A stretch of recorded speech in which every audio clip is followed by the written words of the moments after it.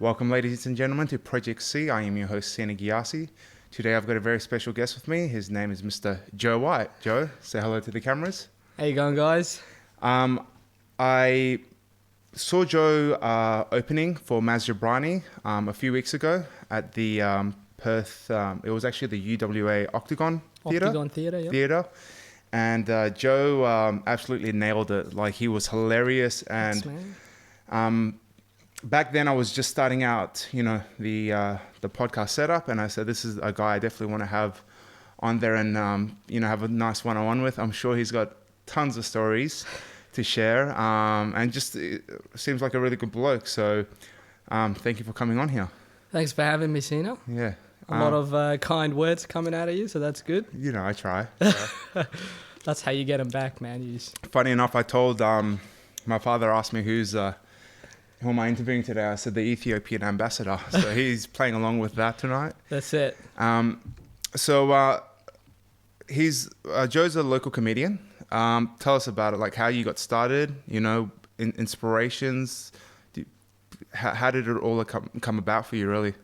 It's crazy. Well, you know how it is. You obviously you start off with just being funny within, close friend circles.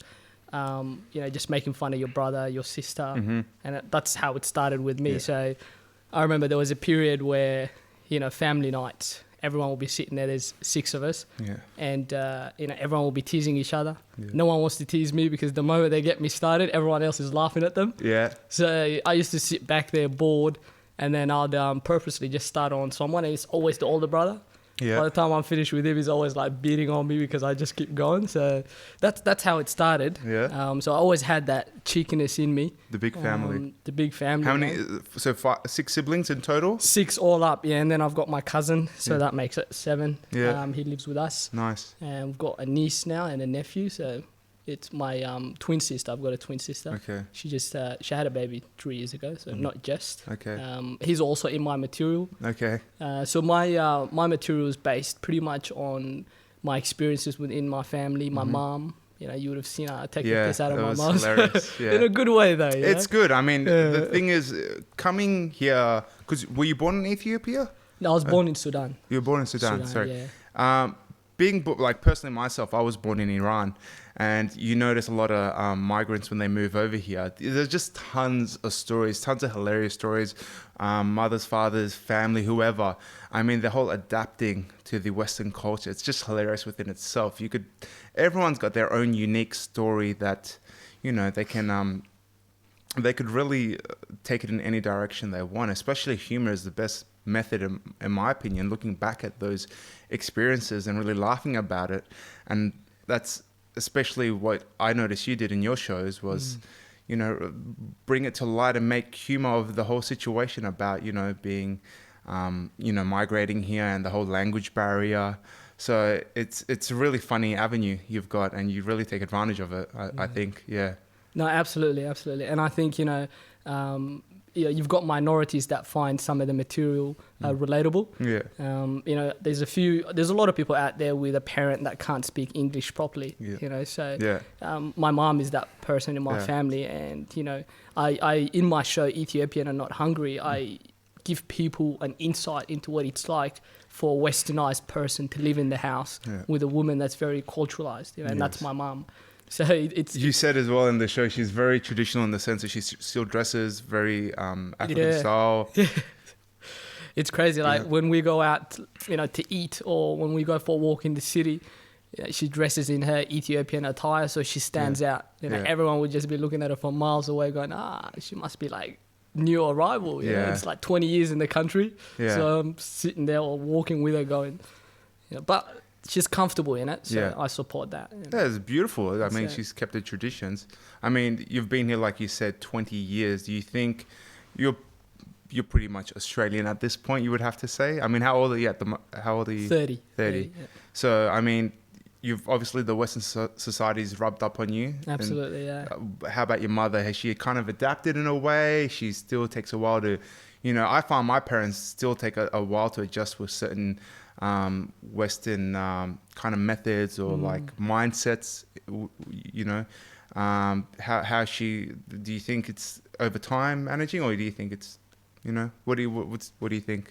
I think she's trying, which is what counts, you know, and it's where I get my material as well. When she tries the funny steps that she takes to try and look like she's blending in, but she's not. Yeah. So to me, standing back watching this, and I have to tell people about this. Yeah. You know, so there's good things that come out of, I guess, her trying. And I remember she asked me to teach her English. And I was like, hell no, that's where I get my material from, you know. So, so it's fun, you know. I like just being around mum, you know. It's good, you know. It builds that bond, but it also gives me material at the same time. Yeah. And she loves it, you know. She came to my show once. Yeah. Really? Yeah. She was sitting in the front, and the show was being recorded. So after I finished, you know, we were watching the show, and she was just crying, and it was tears of joy. Yeah. You know, and everybody clapped for her at the end of the show. Oh, it was beautiful. She was the only woman there dressed in Ethiopian attire as well. Yeah. So I'm sure everyone could have picked it in the crowd. Yeah, everyone knew that was her. You know, which was fun. Oh, nice. And I saw you last week at the Perth Comedy Lounge, which is funny enough the first time I've actually been there. I mean, I love stand-up comedy. I'm always on YouTube, just whoever it is, just typing it in like in the States, Laugh Factory. I'm always on there just seeing different acts and stuff like that. When was it the first time you jumped up on stage and said, you know what, let's give this a shot? That's a very good question. You know, I get asked that a lot as well. See, Melbourne would have been the first time I jumped on a stage, but it was a setup. You know, it was a setup stage. So what happened was, you know, I wanted to be a comedian. You know, I wrote a lot of stuff. You know, and I was as young as you can remember, you kind of like this is. No. I knew that I was funny as young as I can remember. I knew I was different. Yeah. You know, and I think we're all different in our own way. We just have to find what it is, and then just go for it and grow on it. And that's what I did in the last 13, 14 months. You know, so I went to Melbourne to seek sort of guidance in how to get on a stage and perform, because I don't know anyone who's a comedian. You know, when I first started, now I know a lot of people in the scene, but when I first started, I didn't know anyone. So, you know, I wanted to know how I can go on about doing it, and I emailed a lot of people in Perth to sort of, you know, be taught, but no one got back to me. So there was an opportunity to go to Melbourne for 5 days. Jumped on the plane 2 days later. I was in Melbourne, took a class. And, you know, the people in Melbourne obviously invited their friends, their family to come and watch. So we had like about 25 people. Yeah. And I had a crazy experience, you know, from Perth to Melbourne. And so when I got there, the guy said, we need a minute story of something funny, you know, jokes. So I was like, okay, I'll write about my experience from Perth to Melbourne. And I still use it in my material now. And it was funny, you know. And then... how long ago was this? This was about 13, 14 months ago. Yeah. So I did. So you're fairly new to comedy, actually. Very green.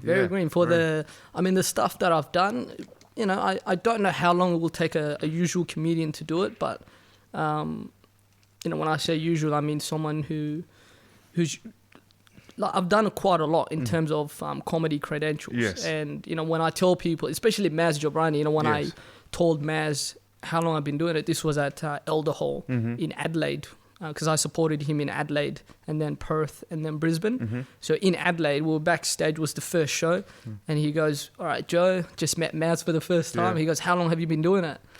And I was a bit hesitant to tell him how long because I don't want him to think I was about to ruin his show. Right? So I felt the need to tell him what I've done in terms of my, you know, qualifications to give him a bit of an ease, I guess. And he was like, okay, cool. So how long have you been doing it? I was like, I've toured everywhere. I've performed, you know, for 400 plus people. And he's like, he's going, okay, cool. So how long have you been doing it? So I'm doing really great in Perth. He's like, this kid doesn't want to tell me. So I go, look, it's about 12 months maybe. And he's like, uh-oh. So he had this look on his face. And I was like, I promise I won't stuff it up. He's like, all right, man, just go out there, have a great time. Maz was really, it was awesome dude. You know, very humble, family man as well. Yeah, he is. I actually had lunch with him the day of his performance. I was actually hoping to do the first podcast actually with him. Man, that would have been good. I tried to. I actually had the hotel room set up and everything. Really? Yeah. Wow. All out. But he, unfortunately, like, he was here on such a strict time schedule. Yeah. Because you guys flew in from Adelaide. He had to fly out the next morning to Brisbane, and he did a double show as well in Perth. Yeah. So he was doing shows from 6:30 on till like 11:30. Unfortunately, we couldn't get the time. I mean, I was disappointed about that, but He was so nice. Like, I mean, the fact we got to go have lunch down at Cottesloe, and his family was there, and super nice guy. What you see is what you get with Maz. Absolutely, I mean, you don't know. Like with a lot of celebrities, you don't know whether they play this persona of being a nice guy, and behind closed doors they could be a bit of a prick. But he was absolutely like, he was just himself, you know, and.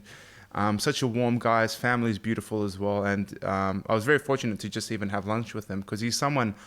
Growing up, I've always, you know, typed in YouTube and watched his stand-up comedy, or if he's been on the movie screen, I'd watch whatever he's featured in.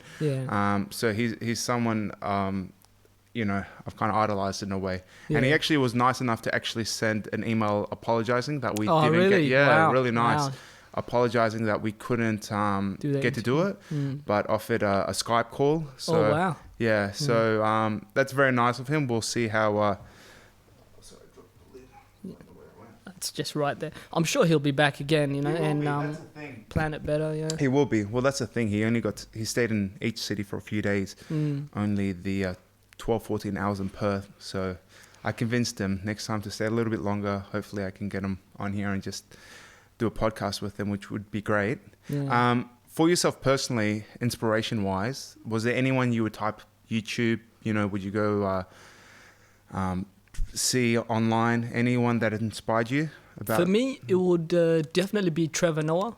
Like Trevor Noah is just, it's amazing. You know, like before I even did my first show, I remember I was going to open mics. You know, and I was open mics where, you know, like. Brand new comedians or comedians trying new stuff and usually up there for 5 minutes. So I was doing open mics and I had about, you know, 10-minute worth of material. Well, 5-minute worth of material, sorry. And I was sitting there watching Netflix, you know, just thinking about what my next move should be, what my next joke is going to be, just excited. You know, when you first start something, you're just fully immersed in it. Absolutely. Yeah, so I was watching, and then Trevor Noah was on Netflix, so I put it on, a documentary about him, and it was telling me about how he first started. You know, he used to do little corporate gigs here and there, and then he said, you know what, I can't be doing this anymore, I want to progress. So he did his own show, and was within 2 years he did his own show from what I was listening. And then they had, you know, other comedians, more experienced comedians come and have their, you know, their say on his documentary. And they were most of them were criticizing him, saying, oh, he's not big enough to have a one-man show. And, you know, he was just, and you can tell there was a lot of nerves going through it because he was unsure whether this is going to work out or not. And I was sitting there watching him and I was going, he can do it, man. And then before you know it, the ending was that he did 3 shows. The first show, I think he had about 1,000 or 1,500, and then the second show, couple of 1,000. He went on to perform for 3,000 plus people. That's huge crowds. Yeah. And it was awesome feedback. I think it was called The Daywalker, and it was just amazing. And that's eventually, you know, what got him into America, and now he's hosting The Daily Show. Is he South African? Is he? Absolutely. South African comedian, very funny. I'm very honoured when I get compared to him. So people go, oh, you remind me of someone, man. He's a comedian. Do you like him? And I'm like, who? And they're like, oh, your style is a bit like him. And I go, oh, is it Trevor Noah? And they go, yeah. I'm like, high five. So yeah, Trevor Noah is one of my. He's definitely hilarious. I've seen a few of his stuff on YouTube as well. And what show is it again in America? He's got The Daily Show. The Daily Show. Yeah, very funny. It's more of a political kind of comedy / show, but it's it is, isn't it? Yeah, am I wrong in that? I mean, The Daily Show, it talks about, you know, the political stuff that's happening around the world. Right now, Donald Trump is the headline of, you know, every punchline Trevor Noah's got. He's such funny. Easy material right now. Yeah, he's so easy. Comedian's haven right there. I think his last claim was that Obama started ISIS or something. So Trevor Noah is all over that, you know. The Daily Show. And if you watch Trevor Noah in the beginning, like The Daywalker, most of his material is about South African politicians. And he does, you know, obviously the accents that work really well. So he's great impersonation. It does really good impersonations as well. Oh, mate, it's, you know, I tried to do, you know, I've got a Asian accent that I do. I do okay. It's good. I've heard it. You've heard it? I do okay. Yeah, it's good Asian I think accent. it's the punchline that everyone looks out for. If the punchline is really good, they don't really care about the accent, but the accent gives it that oomph, you know, which is makes it realistic. Because like mine is not. I don't do I guess one-liners or quick jokes, or I don't make jokes up. It's just a story that's happened to me.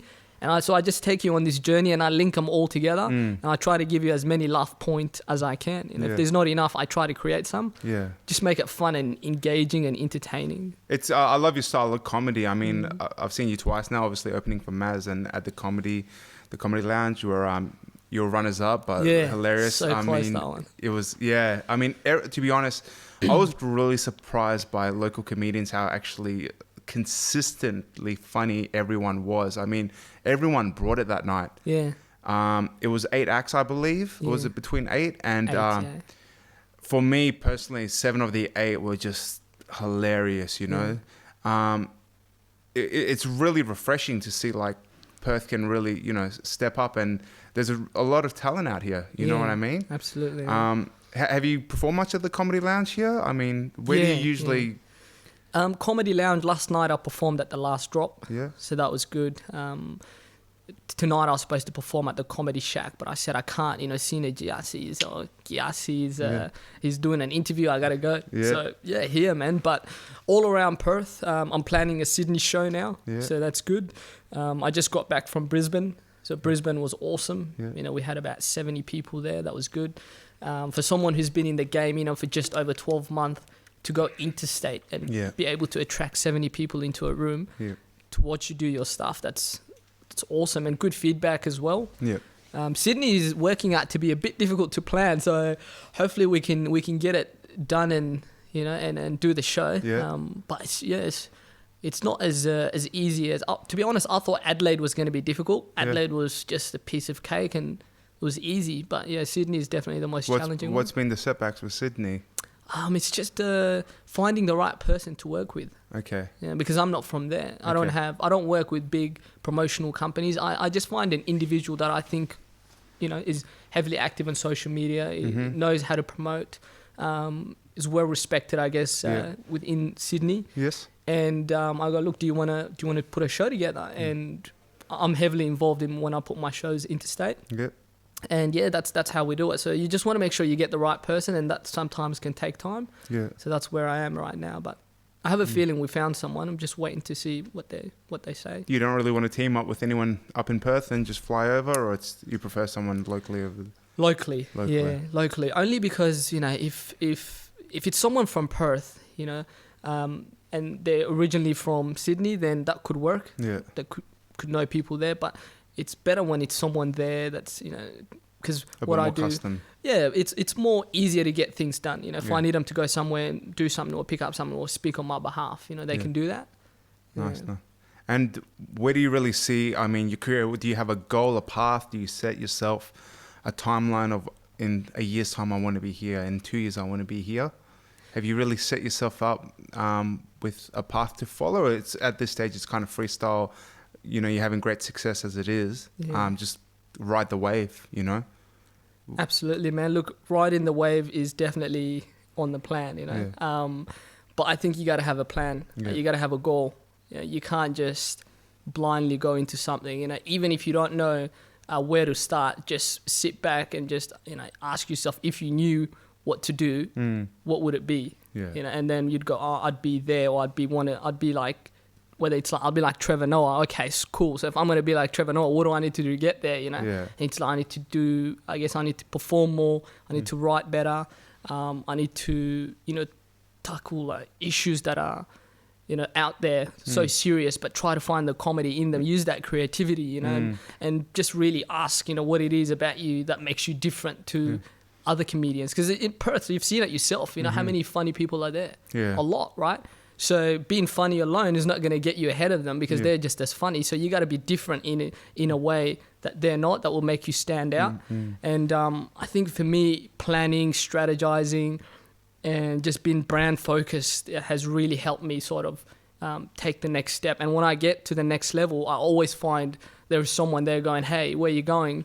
Cool, I can take you there. Let's go. And it's like, how do you know? Where did you come from? It's amazing. That's how it's always been playing out until today. Yeah. You know, like you popped out of nowhere and said, hey, do you want to do an interview? I'm like, yeah, cool, let's do it. You know, how did we meet? It was at the show. Yeah. So it's been happening, and it's like it's destined to be, man. So I'm just riding the wave and staying focused. That's nice. Are you noticing, because a lot of comedians talk about with age they actually get funnier, maybe more life experiences come, do you think age is to your benefit here, because you're fairly new to it? So as you progress, do you find that's quite an advantage? As the older you get, the funnier you will become? I think because you see. Sorry to interrupt. I mean, you see some of my favorite stand-up comedians, Louis C.K., Bill Burr, and stuff. Yeah. They weren't that well recognized in their 20s. Really, it's once they kind of progressed through their 30s and their 40s, they really started to make a name for themselves. Yeah. I mean, everyone's different. I think that as I grow as a comedian, I'll get funnier because I'll have a better understanding of how to structure a punchline, or, what to talk about, or what not to say when I'm on stage, or how not to act when I'm on stage. So I think I've got a lot more coming in terms of work and the quality of my work. This is just, like I said, it's only been just over 12 months, and already there's a lot of buzz around my material, which is good, which I'm very appreciative of. And but I think I am going to grow as a comedian. I am growing every day, and I do have a lot of stuff on the side. Like I'm writing a comedy script that I'm working on the side, and so when I'm not performing or writing material, I've got this script that I'm working on. Like a comedy series, Okay. Like you've seen Aziz Ansari, right? He's got like Legally Brown, a comedy series. So I've got something like that on the side that I write, which is a comedy series. Nice. It's called The Comedian and the Oracle. Okay. So it's pretty cool, man. I know. It's once I pitch it to when it's ready, I'll pitch it, and you'll see, man. It's gonna get a lot of quality hits, but that's what I do on the side, and that helps with my creativity, And my material comes from my experiences. So whenever someone goes, "Hey, do you want to go do this?" and I haven't done it before, I'm like, "Hell yeah, let's go do it." Well, my mom, who's never been to the gym before, and she said, we were sitting there having a good conversation, and I said, "Look, I got to go to the gym," and she said, "Oh, can I come with you?" I was like, "Have you been to the gym before?" And she said, "No." I was like, "Thank you, God, let's go." Followed her with a pen and a pad. Quality material. I didn't get to use it at Mazda Brani's show, but I use it at my full show. Yeah, absolutely. So my experiences in life, it's how I write my material. I've got travel plans coming up as well. Yeah. So when I travel, that's going to open my mind to a whole new world. So I'm going to write quality stuff. Anywhere particular you're looking forward to going, or you want to go? I got plans to go to Canada. That's all in the works in the background. So what I've done in Australia is what I want to do in America, which is like, I've got, the good thing about me, I guess, or the lucky thing about me, I've got a niche market, like Ethiopian comedians. How many do you know? One. Well, there you go. How many you seen on TV? Zero. Zero, yes. Do you know what I mean? Yeah. So there's probably some out there on the other side of the world, but everyone's different in their own way, and it's what you can bring to the table, So I reckon I'm going to do great, man. I'm very stoked with what's to come.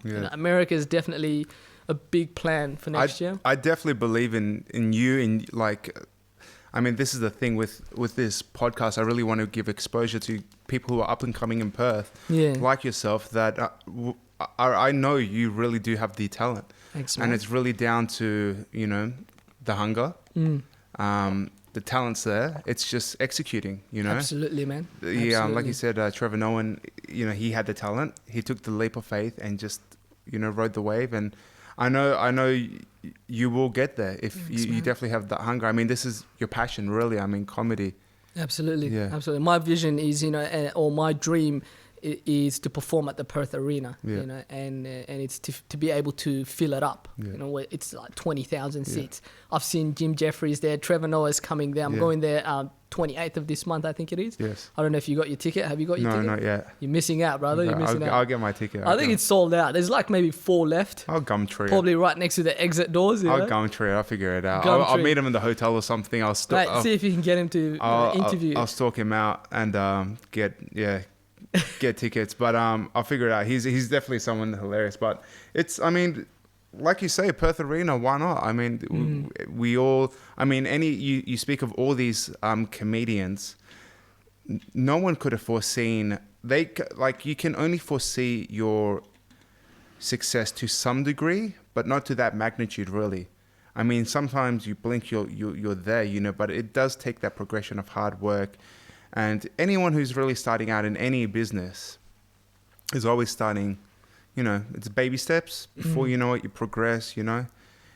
You layer it, and before you know it, you become the package that is you, that's presentable, and you know, you climb the ranks through there. So yeah, absolutely. It's beautiful. You got those dreams and you're pursuing them. Absolutely. You know, Yeah. a lot of people, unfortunately, in their day-to-day lives, they daydream about this kind of stuff, and unfortunately, for whatever reason, whether it's could be negative people around them that maybe don't give them the supportive energy that they need. Environment is very important. Environment's really, because I mean, it transfer energies. You can transfer energy from one person to another. You know, I know certain. I mean, we all in our lifetime we meet people who can be quite negative. Yeah. And you find once you disconnect from them that your life starts to blossom in a way. I mean, it's no coincidence. You know. I'm not gonna lie though, you know, that vision of one day performing at the Perth Arena, it does scare me, you know, because it's a huge vision. But you know, if your dreams don't scare you, then they're not big enough. Yeah. You know, you need to dream bigger. That's what I believe. You know, so it does scare me, and it's not like something that I'm gonna achieve alone. Yes. You know, I know that I'm gonna need everyone's help to get there. Yes. You know, and when I get there, you know, I plan to hold that door of opportunity open for everyone, you know, that are deserving to take, you know, their chances at making it. Yeah. Comedians, you know, interviewers, and it's going to take everyone, right? Yeah. So it's the best way to explain it is like you've got this, and this is Les Brown explains it like this, where he goes, I don't know if you've heard of Les Brown. He's one of my mentors, I like to call him. Okay. He's a motivational speaker, right? He explains where there is this cart, right, where you're pulling it up a hill because you need to get it there. That's the Perth Arena, is top of the hill. So this cart is all the hustle that I need to go through to get there. And along the way, you meet all these people, right? And everyone's helping you push it up the hill. And then occasionally you have these joyriders, I call them, where they just jump on the cart and they don't want to do anything. They just sit there, right? Yeah. So they don't help. And so the cart gets heavier and heavier and heavier. Yeah. So you need to be careful of those people, right? But along the way, you're going to meet awesome people and they're just going to help you get it up there. Yeah. And eventually, with the help of everyone, you're going to get there. You know, when I say everyone, you know, it could be that homeless guy that's been sleeping outside the arena for a decade. You know, it's going to open that little back door for me to sneak in, do a bit of material and sneak out. You know what I mean? Yeah. And then people go, oh, yeah, that kid was funny. Bring him back on. Yeah. It's going to take everyone, you know. And no doubt when I get there, I'll definitely be returning the favor. You know? Nice. With have you had any issues with hecklers? I'm really curious about that because it's something as comedians you see. Sometimes it's something they deal with. Sometimes they brush up and speak about it. Have you had anyone heckling you so far? I mean, you'd have to be a real idiot, in my opinion, to heckle a comedian. I mean, this is their profession. This is what they do. Have you had any incidences so far? Yeah, man, absolutely. Yeah, it's part of the game, you know. And I think when you get heckled, okay, and the more aggressive the heckle is, the more it will test you as a comedian. So those heckles can either make or break you as a comedian. Yeah. And I think, you know, when you're watching a comedy show, when a comedian gets heckled, that would give you a perfect idea of the type of comedian he is in terms of strength, you know, or how well he knows his material, because you have to forget your material, acknowledge what he said, make sure you, I guess, repeat what he said so the whole crowd hears it, because the last thing you want to do is rip into this one person in the crowd no one's heard what he said. So everyone will look at you and go, this comedian isn't, you know, get him off stage, and then start turning against you. So you want to go, okay, so you said blah, blah, blah, then you go into it, you know, and you got to make it funny. I'll give you a perfect example. I was performing at Moondine Joe's in Fremantle, and I was watching, there was a few comedians getting on. There was a couple at the back, and they were just heckling. You know, this one comedian seemed very nervous. He got up and the guy was going, we can't hear you. He was yelling at him, we can't hear you. And the comedian's going, well, I'm not in charge of the sounds. What do you want me to do about it? You know? And he was very nervous. And the guy just kept ripping into him. And another comedian actually got up and told the guy to keep it down and let him tell a joke or two, right? Yeah. And you could tell he wasn't very, very confident on stage. So it sort of killed his jokes. And I was next. You know, so I knew straight away you have to adapt, right? Yeah. So I don't swear as a comedian. I'm a clean comedian. But if I go into a room and people are swearing, I have to adapt to that room. Of course. You know, I have to make it, I guess, not worse than theirs, but you got to give them enough. Like, you got to relate to the crowd. So I got up and, you know, and I said, oh, you know, gentleman at the back, are you still back there? Because it was dark, right? And he goes, yeah, still here. And I was like, okay, great. You know, what's your name? And we started talking. You know, I was friendly in the beginning and he was very responsive, but that's just to get material for me to work with, right? Yeah, what do you do for a living? Yeah, you know who you're here with. Yeah, and then straight away he turned on me, you know, and I was like, look, would you adopt an Ethiopian, you know, because I'm Ethiopian. And he said, yeah, I'd adopt one. You got to give me the money you owe me, you know? And I was like, oh, I'd rather starve to death, you know? And then everyone started laughing at him, you know?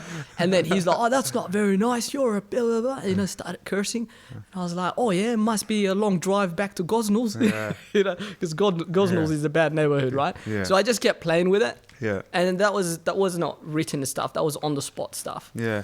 I mean, I was in the crowd, and when I was looking at most shows I've seen are usually on a larger scale. That was more of a smaller local crowd. And there was he wasn't so much a heckler. I think he was just drunk, disorderly.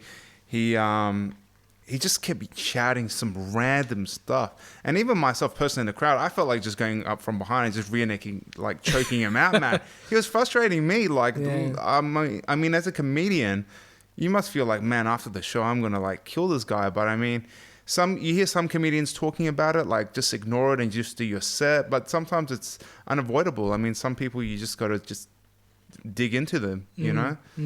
So I love it. I love hecklers. Yeah. Yeah. Because, you know, it's on the spot stuff that the crowd finds really funny.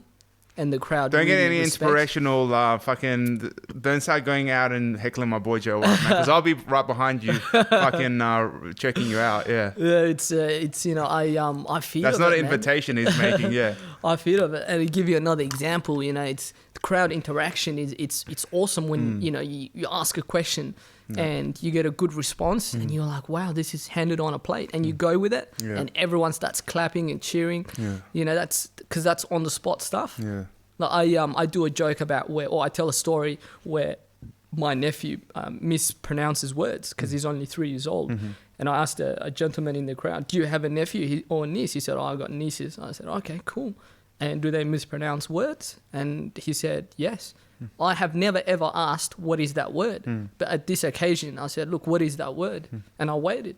And he said, oh, you know chocolate Maltesers? And I said, yes. He goes, well, he pronounces it, or she pronounces it as chocolate balls. And I was like, I've got those. You know, and everybody started just going, oh, you know, clapping. And I was like, that is the easiest crowd work right there. That's written for yourself. Yeah. Do you know what I mean? And that was a good 2 minutes of the crowd giving me stuff. I personally love it when the comedian can definitely relate back to the crowd, bring it back on them. When I was watching Maz, he did it quite well. There was Maz is awesome. Man, he had, but oh my God. I mean, you had to be there. Some of the material. I mean, even there were kids in the crowd and stuff. He's got kids of his own. So using that to his advantage, but it was just hilarious. I love the interaction when the comedian can really, you know, interact with the crowd. It's really good. What's coming up for you, like within, you know, locally, interstate? You got. I've got the Sydney show that's happening. I'm hoping to take the show to Melbourne at the end of the year as well. Is this can you mention the clubs and the dates? Do you know them yet, or not yet? Not yet. I don't have the dates and venue yet. It's roughly within 2 months. Sydney. I usually spend a month planning and then a month advertising and moving tickets. So Sydney within 2 months, and then once Sydney show is executed, 2 months from that would be Melbourne. I've just registered for Fringe 2017. Yeah, I saw that. Congratulations. Thank you. Good. So my show Ethiopian and Not Hungry would be in the Perth Fringe for 2017. I believe it's late Jan to mid-Feb. Yes. And I've got a good idea for the poster. You know, you've been watching the Olympics, yeah? Of course, yeah. You've seen the Ethiopian swimmer? Hilariously, yes. That goes perfect with my title, Ethiopian and Not Hungry. This for people who haven't seen, and I'll, you know what I'll do, because I edit it up just a tad. I'll put the photo over the top to show what Joe's talking about. It's this hilariously fat Ethiopian swimmer, which you would never expect.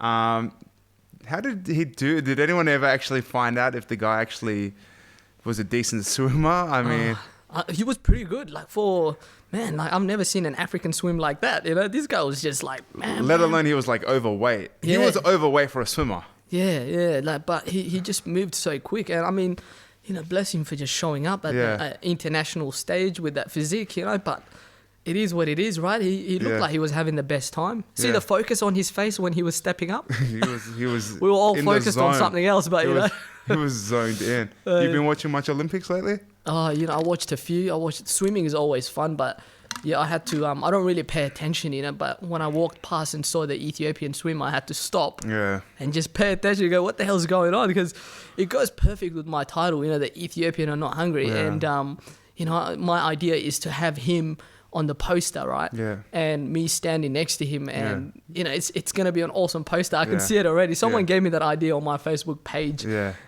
which was fun, you know. So that I'm gonna run with it. Ethiopia got a gold medal or any medal of any sorts yet? Apologies. I'm not. I didn't do my research for that one. To be honest, I haven't been following the Olympics, but I'm pretty confident we'll have a few goals in the running. You know, we're born to run, man.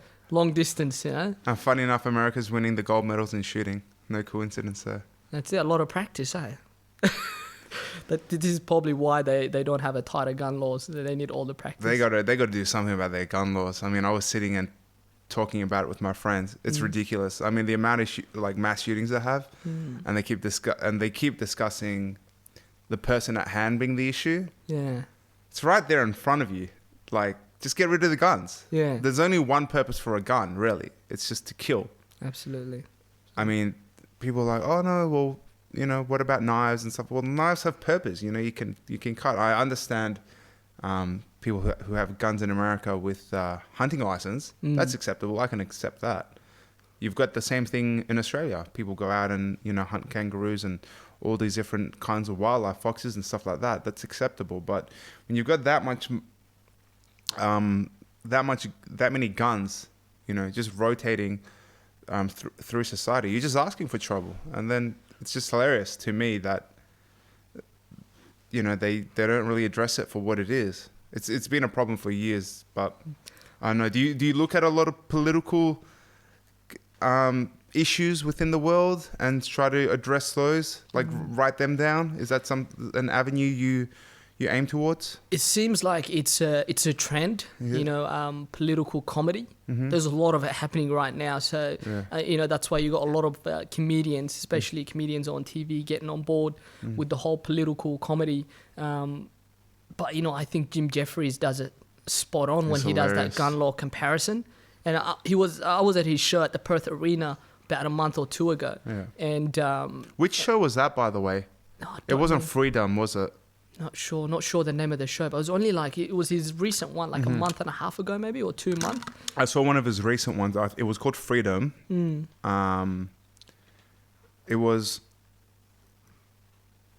Did he rip into Donald Trump about the one you saw, or not really? No. He was. Must have been a different one then. Okay. He was addressing the gun laws, and he was saying that every time there is a shooting in America, his comparison of Australian gun law to American gun laws, it's like a whole 10-minute set that he does on it. Yeah. It gets like over 1 million hits. And he was right. He said that at his show, and the next time there was a shooting, I actually had a look, and it was like 25 million views. Yeah. And then he does this perfect comparison where he says Americans, you know, they can't change the gun laws because they can't make a change to the amendment. Yeah. And Jim Jeffries like, yes, you can. That's why it's called the amendment. Exactly. I was on the floor. I was like, that is so true. You know, he makes a very good point. Yeah. And I think if, as a comedian, if you can find the funny in, you know, like stuff, tragedy itself, you know, you'd get somewhere with it. Yeah, that went quite viral actually. The whole where his comedy take on it, and you wouldn't think a comedian would make such good valid responses and points that you'd go, you know what, he's actually right, because usually for the most part it's to bring out the humor and everything. Yeah. But the humor itself is how blatantly obvious it is. that they're not taking the right path and avenue, yet they still continue to do it, you know? Yeah. That's the beauty of comedy, you know. It's I think it was Shakespeare that said tragedy is comedy misunderstood. Yes. And that's the thing, you know, like you got terrible things that happen, and sometimes you can't do anything but laugh about it. You know, in order to laugh, you need to find the funny. If you can't, then you've got comedians that would go, there is that part that's funny, and you go, man, you're sick in the head. That's not funny. And you're like, if you put it this way, and then they start laughing. And I think that's what separates, you know, comedians. It's the way you get information and then the way you process it in your head and deliver it. Yeah. You know, that's what makes you either funny or not. Yeah. You know, so it works out to be perfect, man. With you've been following the whole presidential election in America? To be honest, I don't watch a lot of TV. Yeah. You know, and I think that if I was in the line of work, like the Daily Show, for example, Trevor Noah, where he has to be political, he has to talk about the current stuff in the media. Yes. So you'd have to watch a lot of You'd have to be on top political of the stuff. news, You'd have to be on top of it. Yeah. And I don't watch the news. You know, a lot of my material is based on my family experiences or my experiences alone. I just find that, you know, the news itself, reading the papers, there's a lot of tragedy. You know, there's a lot of bad stuff happening. And you can't feel good, man. If you're reading the newspaper and you're reading all this horrible stuff and you're watching TV and it's all this bad stuff, you can't feel good about yourself, you know? It's definitely something we spoke about on the last podcast, actually, with my friends Hisham and Jean. And I actually feel the same. I mean, I'll brush up on news here and there. But for the most part, I mean, it's horrific what you see, and there isn't any like, oh, today we saved a kitten from a tree. You know, it's like, oh, make me feel a lot better about my day. But it's not. I mean, usually it's, you know, turkeys, you know, turning upside down. Or I've been keeping an eye on the whole presidential election thing in America, because I'm just fascinated by the fact that it's just been like Donald Trump's gotten this far. Donald Trump is just crazy. Hilarious to me. It's hilarious. To think, I mean, I was watching this guy a few years ago doing The Apprentice, and you're fired, you know, and all of a sudden this guy now wants to be the president of the country, and it really, I think it shows a lot of, there is a flawed system within the whole electoral system. Yeah. For a guy who's got no political experience whatsoever, and based on no policies or... He's got no plan of attack, but he's just like, I'm going to make America great again. Yeah. Okay, well, how are you going to do that? I don't know, just wait. You know, it's hilarious, but the people are buying it. Yeah. You know, majority of them being Southern, you know.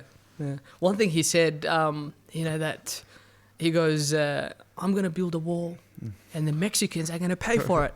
And I was like, this guy's never had a Mexican owe him money before, you know? Because I lived with a Mexican. He never paid me rent. Mexican, that's true. Every week a family member died and we had to send money. And actually, so I'm like, good luck, Donald Trump. Actually, Jim Jeffrey does a great bit about that as well. He's like, I never once heard Mexico saying, you know what, I got this. Like, not only that, did you see his tweet the other day? No. He said, I'm closely watching the Mexican pole vault. Oh my God. He's never... I mean, this guy, he's a comedian in his own right. He's hilarious. Yeah. Well, there you go. You know, he could be a comedian. He could be a great comedian. I think he's doing it for brand, to be honest. But he does... you know, there was this interview that I watched about him where he goes... You know, he was having a deep conversation and he goes... You know, I had it tough. My dad only gave me a loan of $1 million. And I had to go make something of myself. Hard life. It's like $1 million. Jeez. What I got was a goat back home, you know? Like Man, I would be in... Well, he's in America, so you'd be in Cuba, smoking cigars, Dominican. You'd be somewhere in the Central Pacific there, just loving life. But, you know, you got to... I don't know, like Donald Trump, you know, the fact that...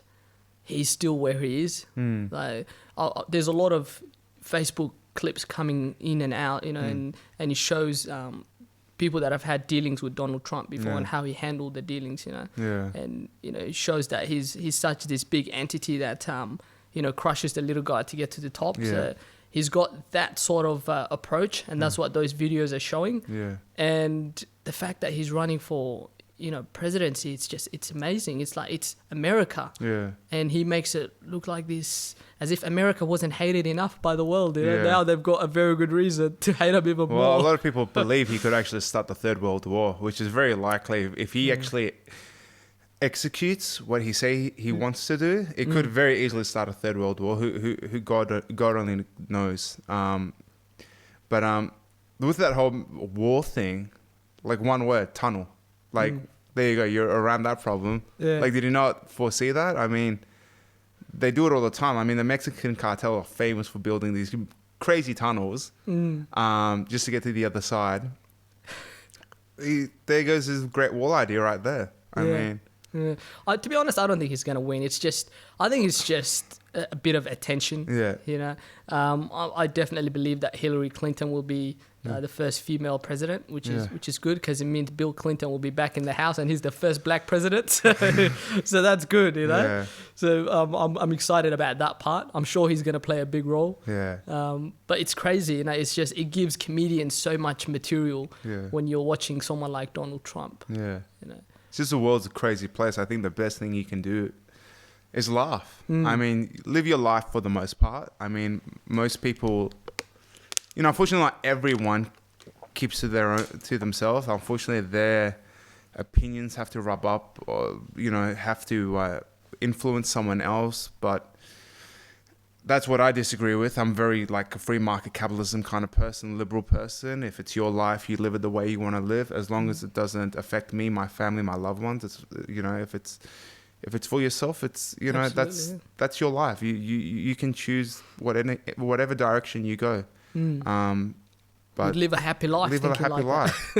Who am I to say? Who's the next person to say what direction you go? I mean, luckily we don't live in a communist state like that, So I'm excited, for my America venture, because when I get there, I plan to write, to pay a lot of attention to what's happening in America in terms of the political, what we just discussed, and I'm excited to know what type of material I'll be writing. It's gonna be awesome. Well, yeah, exactly. You'll find once you're over there, even the cultural differences will be hilarious within itself. Yeah. I mean, one of the comedians actually at the Perth comedy show when I was watching, he was talking about the girls, how they're so sweet over there, yet they're so rude over here.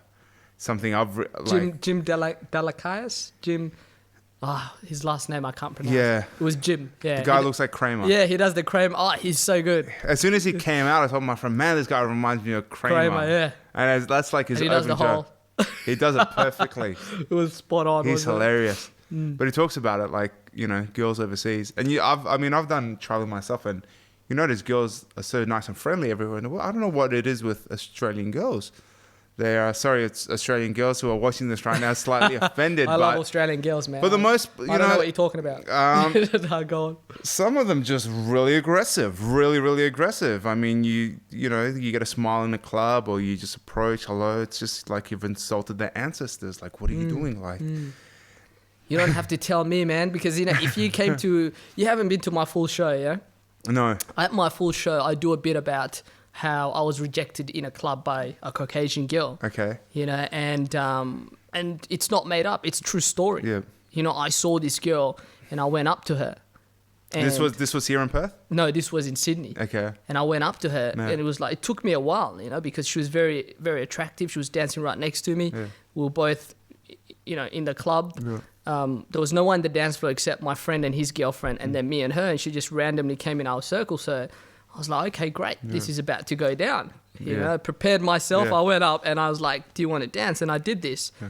And this is not made up. This was her reaction. She just went, wow, like that. And I was like, didn't know what was happening. And I was looking at my friend, and my friend was just like, what the hell? That's so like... I didn't even get to record this. It was crazy. She brushed it off. Yeah, she was just like... No reply? Like, Did she ever at least give you... Well, I thought maybe, maybe a mosquito came in or something, and I was like trying to help her find it, and she just kept going and just went like that and just went, ew. I was told her, you're in my circle. I was like, ew. I had to look twice, man. Go, who's she talking to? It was me. So, I just played it cool, man. I played it cool. I just pretended like we were dating. It's just like, babe, you always do this. Stop making and I a ran. scene. Yeah, I ran, man. And my friend's just standing there like he just fucking saw me get executed or something. And it was, to be honest, it's sort of, I took a dive in confidence in the club that night. Yeah. But, I found another attractive female, and I was able to have a decent conversation and, dance and enjoy the night. And it was a good outcome overall. I think it's experiences like that and I honestly, I think majority of guys go through something like that, and I think it's a reason why social media now is such a popular means for guys to hit up girls, the DMs, whatever it is, just to spark a conversation to see if there's interest on the other side, because it seems like a war zone out there at the moment. When you're trying to approach the opposite sex, and you just get these weird looks or these weird reactions, like you said, brushing off, and that's the thing now. You see everyone now on social media now trying to pick up, sending dick pics, whatever which I think most guys are guilty of once in their life. Maybe they've made that mistake. I'm not kind of admitting to that yet. I am. So you one of those, eh? Dick pic guys? I think every guy has at least sent at least one dick pic in their life. Oh, mate. No, I last night gig that I did at the last drop, there was actually one bloke, he said that, and it was a heckler, on stage. And because I do, the MC said, show of hands who has sent a dick pic before. And the guy, old fella, man, it was like 60s or maybe he went like that. And so everyone's like, what the hell? This guy actually has done it, you know? And most of the whole time he was heckling, and I got up and I did a joke about World Vision. And then he goes, I want my money back. And I was like, you never sent me any money. All you did was send me dick pics. And everybody was just like, yeah, because I played along with it. And then I just acted it out. I was just like, as soon as I received it, I was like, what is this? Can you eat this? Can you eat it? And I showed my mom, and she was going, is that a baby dick? It was quality, man. It was so good, It was, and that's what I mean again about crowd interaction. You just never know what you're gonna get. Yeah. And when you get it, you just have to run with it. Yeah. And that's what defines you as a comedian. Yeah. And you laughed because that was something that I took from him and made it a quick joke on the spot. Yeah. And the crowd, you should have seen, there was a lot of clapping and cheering and everyone going, hoo, hoo, hoo. How are your nerves? Obviously it's probably been up. Just correct me if I'm wrong, but I'm sure you were a lot more nervous beginning, starting out, slowly getting better, or are you finding, this is just torture, but I get in there, do it, and get out? Yeah. I feel like that when I compete, like in a jiu-jitsu competition, or there are certain things I hate and love. It's like yoga for me. I'll do yoga like once or twice a week. And while I'm doing it the whole time, I'm thinking to myself, why the hell am I doing this? I'm in so much pain, stretching and screaming. And in my head, little does the instructor know. But how do you feel like in terms of mindset going on stage before, during, after? What's it like for you? What's the journey like? That's a really good question, man. And, to me, mindset is very important. And I think that's one thing that separates me from other comedians. Don't get me wrong, I still get nervous till this day. And I was watching Steve Harvey. Steve Harvey has been doing it 40 years. Yes. And you see him backstage and he's pacing up and down because he's nervous. And he tells you he still gets nervous. It just means he cares, And I still get nervous. Like before, it's really weird. Like I'd come to do a show, and if it's 20 minutes, 5 minutes, 10 minutes, I'm still cool. But just before I make the stage appearance, my heart feels like I'm about to have a heart attack. I literally have to do this and just like keep it down, or I have to take a deep breath. But it feels like I'm going to go into a cardiac arrest. But once I get up there, it's like I'm home. Really? I'm just like, you know what? Do or die moment. And that's the thing. I do a lot of self-development as well. I do a lot of mindset development. And that comes in handy, when one thing you have to do is always remain persistent. And sometimes you'll hit like a wall. Yes. And you don't know what to do. If you're not mentally ready for it, you'd probably just go back or do nothing. But I just keep persisting. And then before you know it, an opportunity comes up where I'm able to get over it, and it's on to the next thing. You know, and it's crazy. I don't know if you've been on my Facebook page recently where I posted a picture from 6 months ago and a picture from the Adelaide show for Maz Jobrani.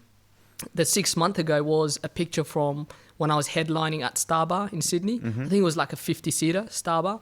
I had 15 people in the audience. That was 6 months ago. Yeah. And then I put that picture at the bottom, and then I put the Maz Jobrani at the Adelaide Elder Hall, which was like 500 plus people. Yeah.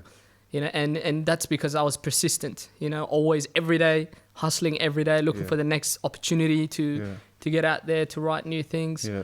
And I definitely, before I hit the stage, I always do a little mind sense sort of chat with myself. You know.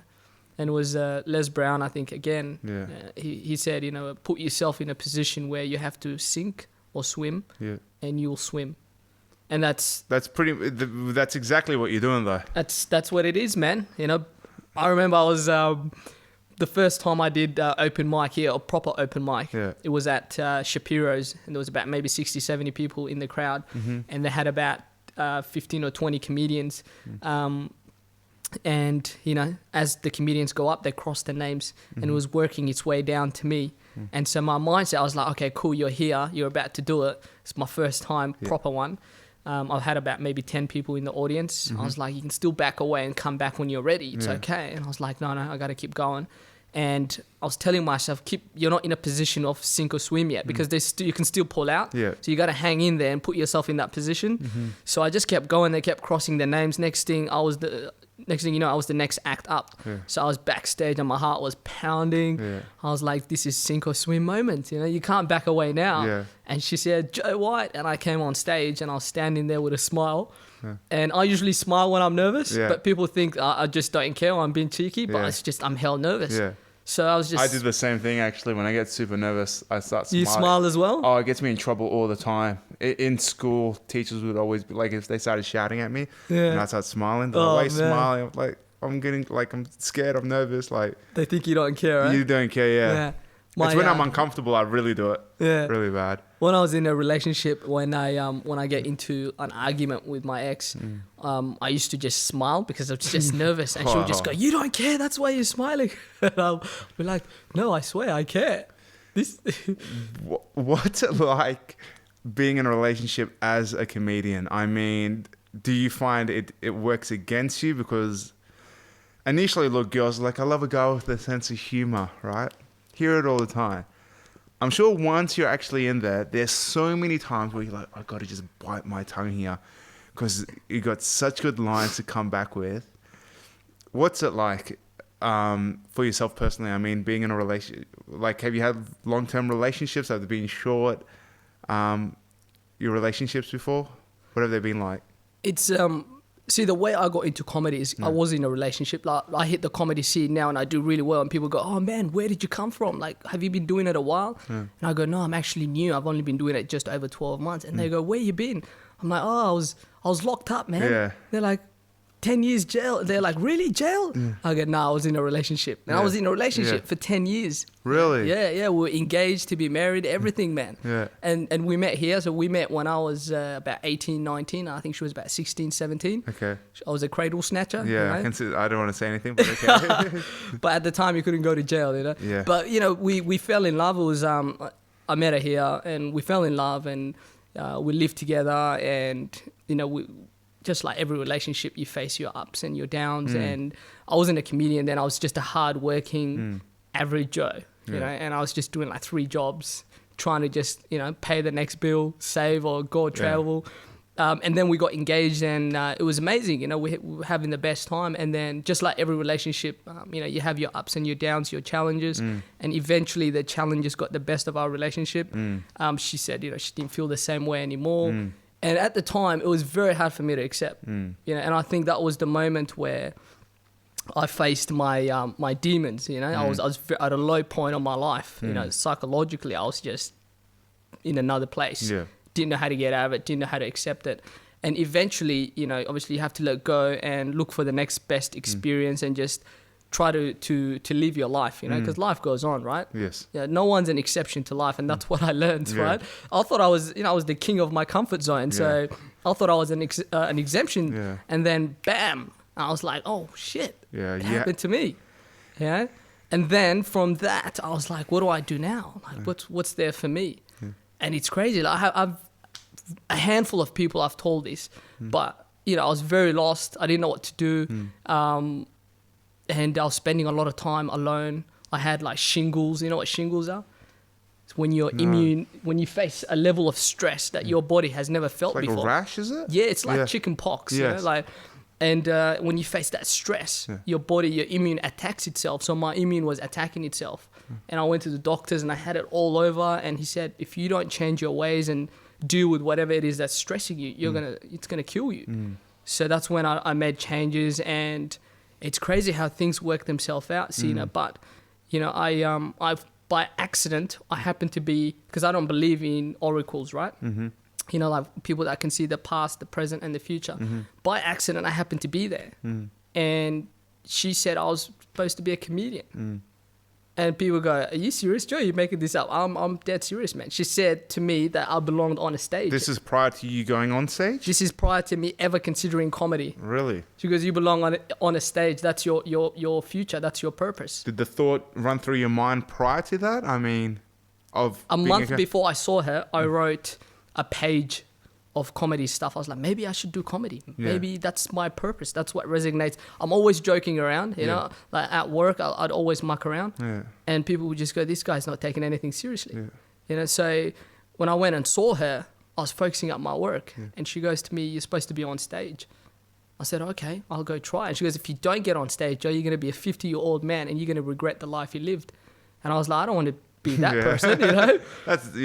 So I went on stage, and she goes to me, you're going to be in Melbourne. You're going to go to Melbourne, Joe. I see you going to Melbourne. I was like, are you crazy? I've got no one in Melbourne. She's like, well, it's a good thing. 2 days later, I was in Melbourne doing comedy. And I tried to do it here. There was no way I could do it here. No one was responding. I had to go to Melbourne. So I went to Melbourne, did it, came back. And I've never had a bad day on stage. It's always just been spot on. And, but being in a relationship, I was not a comedian. But coming out of that relationship, comedy has definitely saved my life. It's always, I'm always around laughter, and now I'm able to write that material and share it with people and bring joy to their life, So to go from the bottom of the pit, mentally, just to feel like a piece of shit, to feel like a man that's just, I felt like I was the biggest loser. I just lost something that I valued so much in my life, which was my relationship.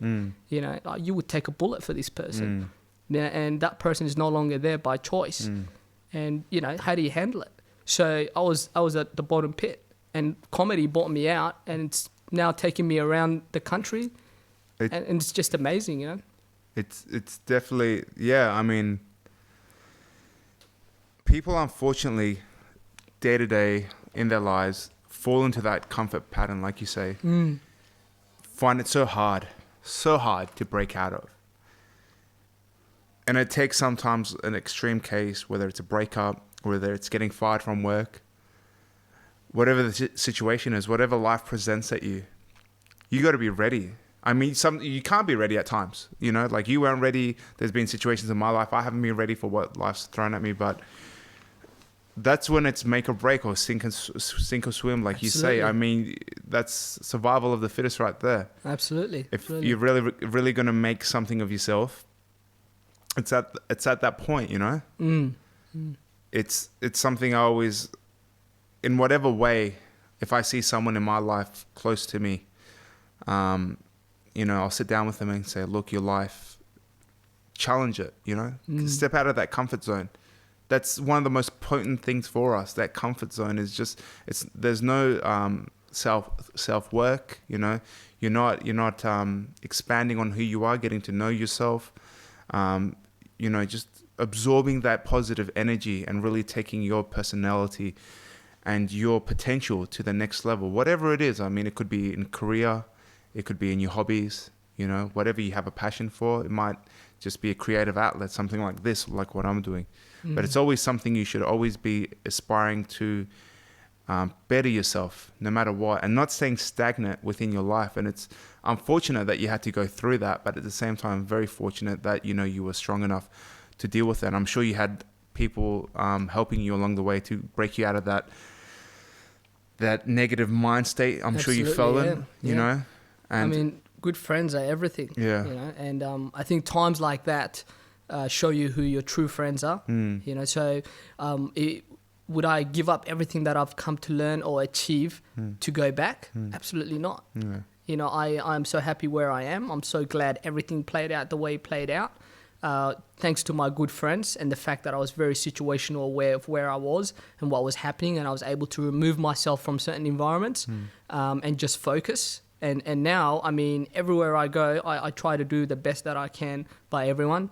And being a comedian, laughter, you know, just being able to provide that joy to people is definitely something that resonates with my heart, you know. So it is my purpose. I have found it, but I have found it after going through hell and back, you know, and now I'm focusing on it. So it's good in a way where I've got a passion and it's like, you know, if I was to meet a person, if I was to have a relationship now, you know, the way I would look at a relationship is completely different to the way I you know, my previous relationship was.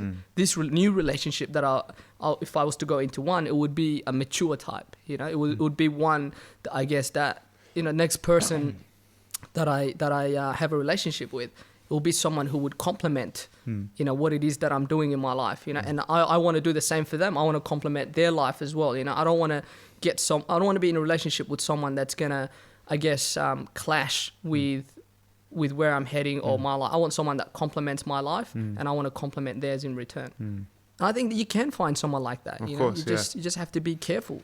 It's you see relationships, you know, for the most part, whoever's been in a relationship, you know, your paths usually start as one, but unfortunately in some incidences they divert. You know, you see cases of people getting together quite young, like yourself at one stage. Absolutely, and it does happen. I mean, don't get me wrong, high school sweethearts do exist.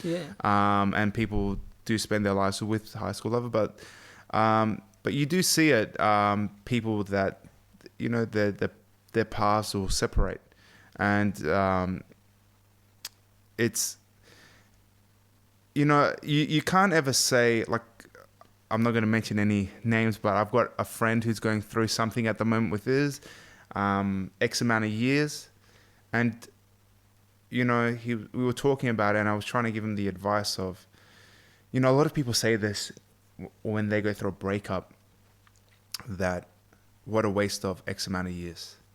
Never look at something like that. Absolutely. Take it for what it was, you know, learn from it.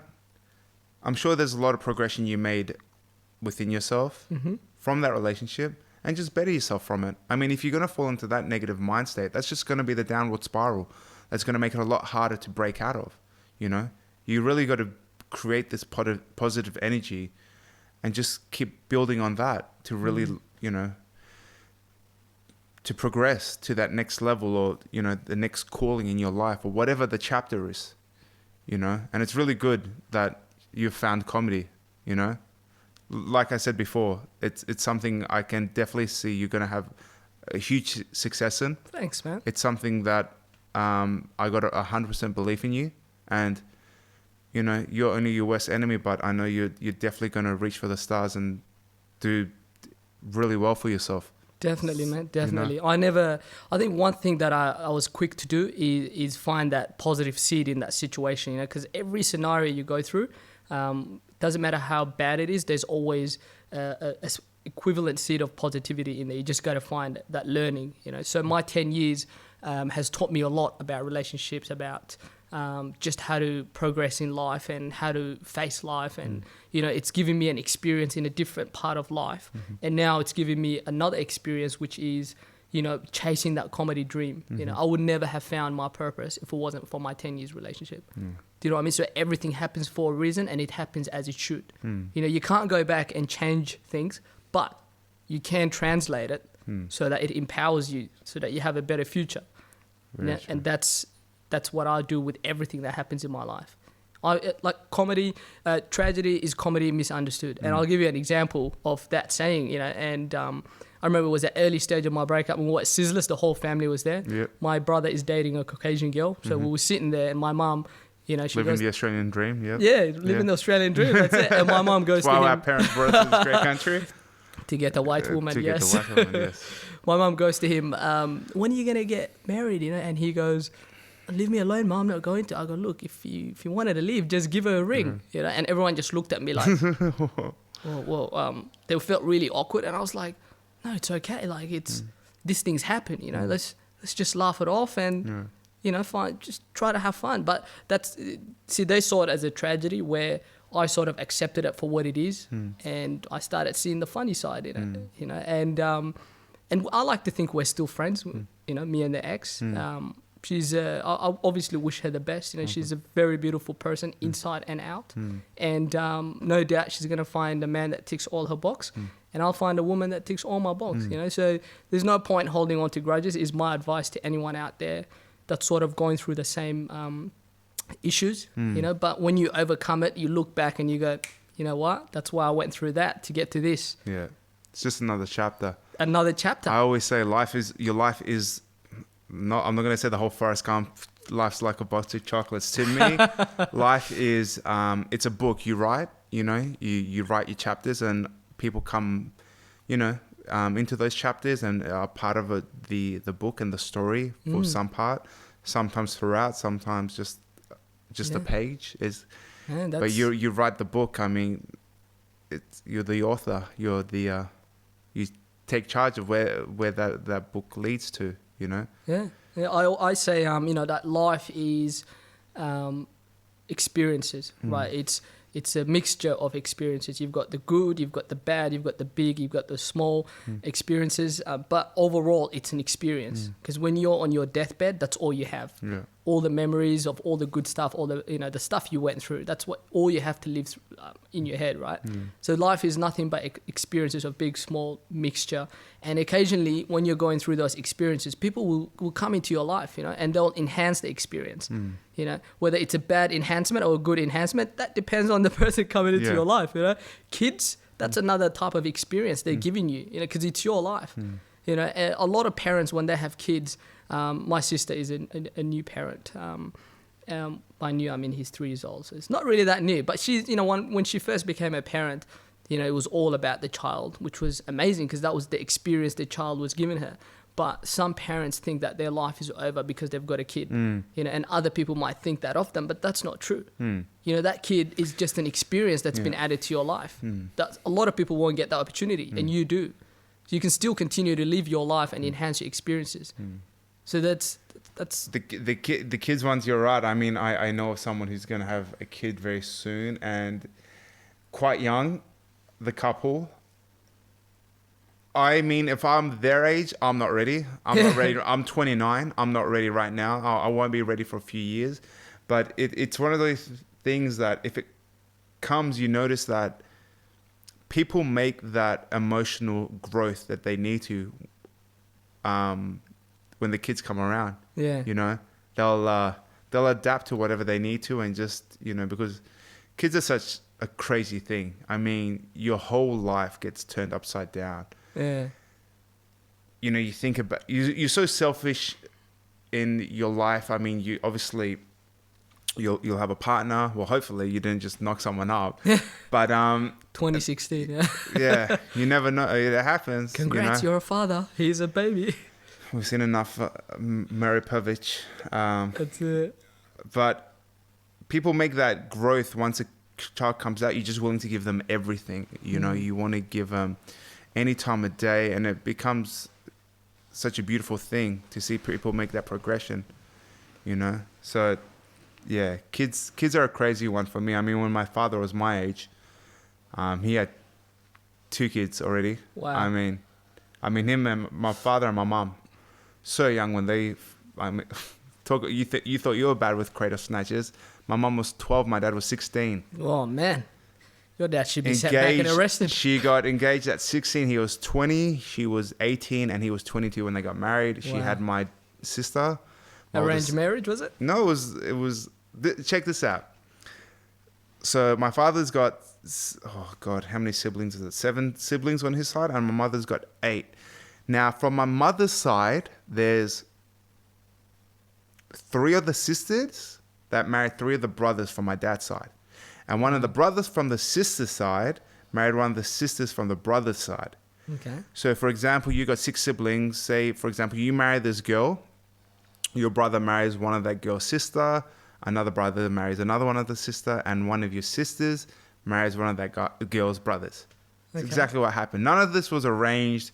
It was one of no, it wasn't the eldest uncle. It was the second eldest uncle. He married one of the sisters from the families.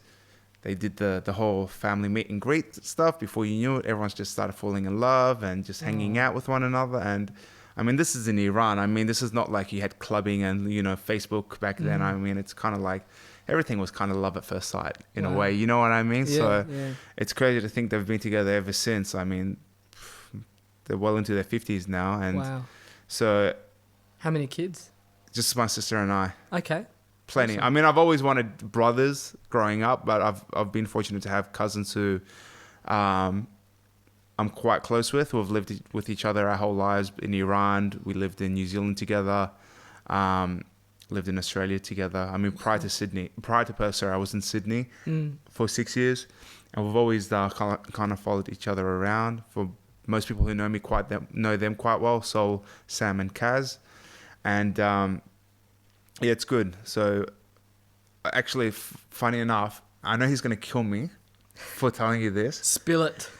Pokemon Go. Okay. Are you addicted? Yes? No? I would say no. Not addicted. All right. I'm bad. I'm pretty bad. My cousins are pretty bad. We're really competitive in the sense of we just wanted, like, once we start something, we just want to kind of be the best of one another or whatever. I've probably spent up like $50 already on the game. I'll admit it. Yeah. They're making a killing off me. The makers of the game. So my cousin said, so the way the game works, you catch all these Pokemon, and the more you catch, obviously, you progress. Sure. So I played this prank on my cousin this afternoon, who works in the city at Drip House. That's the plug, Drip House Coffee. It's probably the best. It's actually the #1 coffee place. I don't know if you've heard of it. Where is it? Drip House Coffee is next to JR Duty Free.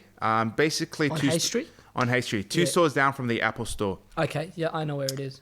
Is that your cousin's store? That's my cousin's store. Okay, I'll go there for free coffees. There you go. So if you see this plug, just go in there and say, Cina from Project C said we're allowed to have a free coffee, and you guys can deal with that. Yeah. So this guy, I messaged my cousin a fake profile picture of a Pokemon that none of us have, and I just played along with it, saying, I've caught it, and it's down the street from where he is. So I'm just waiting there with my little camcorder and just recording him for like minutes, and he keeps messaging, and I see him like walking up and down the street, going, "Where the hell is this Pokemon? Where the hell is this Pokemon?" And I'm just sitting there I'm just like chuckling, laughing, and he's gonna get mad. I'm gonna play this video over the top. Sorry, Sammy. And and after like 2 minutes, he finally sees me, and he's laughing himself. He knows it's hilarious.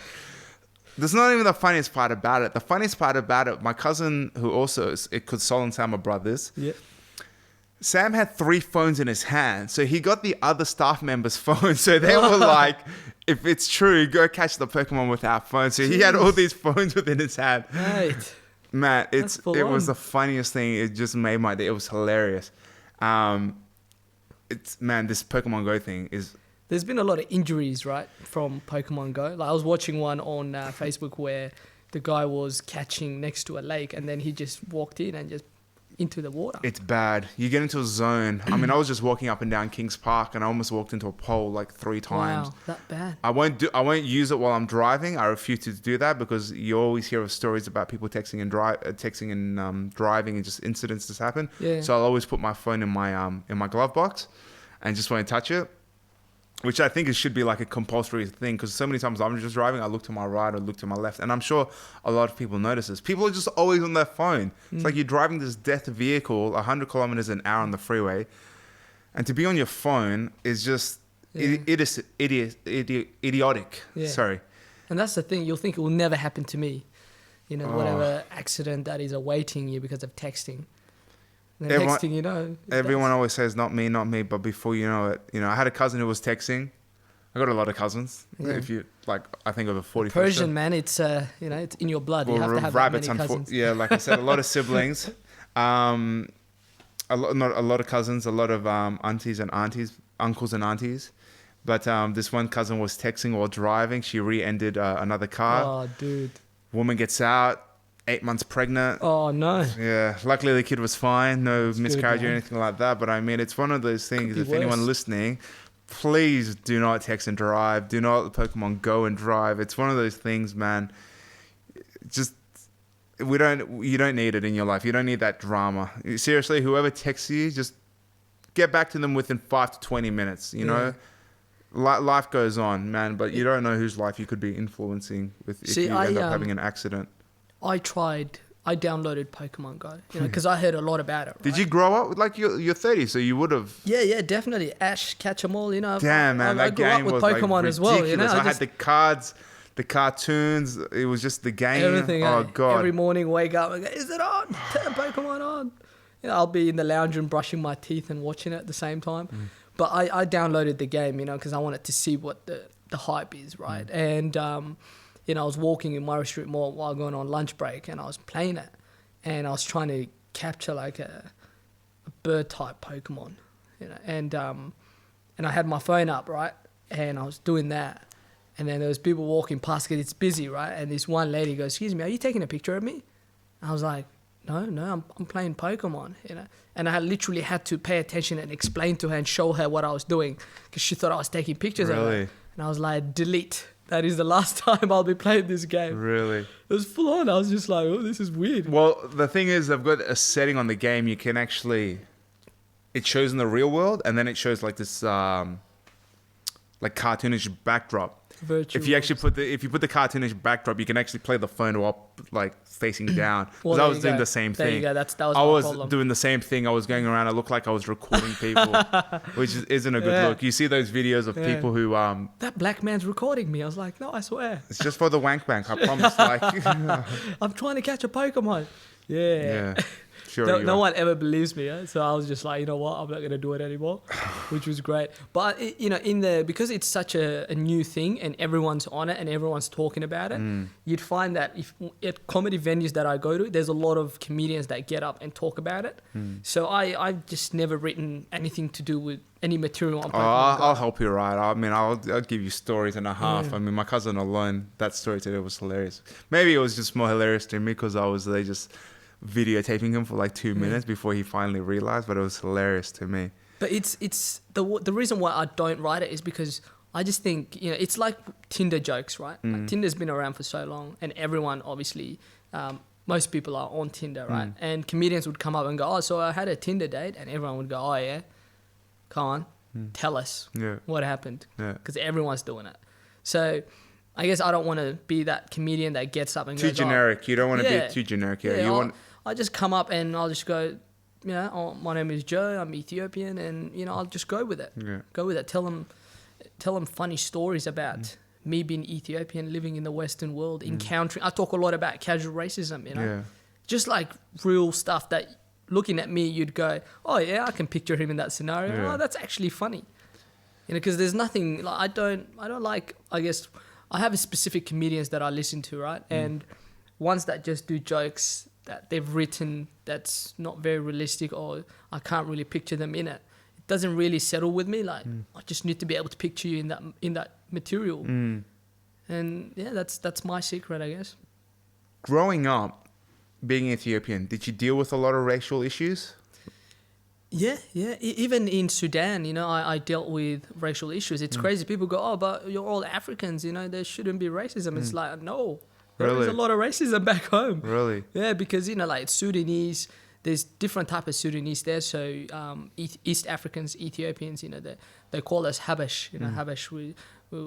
But that Habash is what we are, but they add a little word in there which pretty much makes us, or calls us stupid, and it sort of makes you feel like a lower, what's the word I'm looking for? So you've got the Sudanese and then you've got the East Africans. It just makes you look like a lower minority that are not considered very highly off. So I used to experience that as growing up in Sudan. I was 11 when I came here. And in growing up in Australia, Australia does have racism. Don't get me wrong. It does have racism, But there's also a lot of good things. You know, there's also a lot of people that are not racist. You know, and I think as human beings, we always talk about the bad experience. We never really go, oh yeah, that guy was really nice to me. It's always, oh, that guy was so mean to me. He was so racist. He said this, he said that. You know, so I've encountered a lot of type of people in Australia. The racism parts that I experience, I always try to find the funny in it and use it into my material. So I do a lot of casual racism jokes, you know. Like I go show of hands who is for casual racism, and I lift my hand up and everyone's like, what the hell is casual racism? And then I give them an example of what I think casual racism is. And it's funny. You know, I'm not going to do my material now. I need to save it for my live shows. Go see his live show, ladies and gentlemen. Yeah, Perth Fringe. Keep an eye out for it. Perth Fringe. That's what we do. Well, I don't know how long it's been. I think we got to wrap it up. I think the video's going to come to an end soon. Yeah, any shows coming up in Perth? I've got a few gigs lined up in Perth, definitely. I always share on my Facebook where I'll be next. Yeah. So definitely follow me on Facebook. So are you on Snapchat? I am on Snapchat. What's your Snapchat? Joe White 86 is my Snapchat. Joe White 86. Yeah. And then Instagram is Joe_White 86. Yep. Facebook is just Joe White. Joe White. Black guy in a blue shirt with a mic behind him and a big ass smile. That would be me. It stands out. All right. I'll put in all the links and the text below so people can find you there. Definitely. Definitely support, if you're from Perth, especially support Joe. He's hilarious. You got to see him live. Honestly, I'm not doing him justice.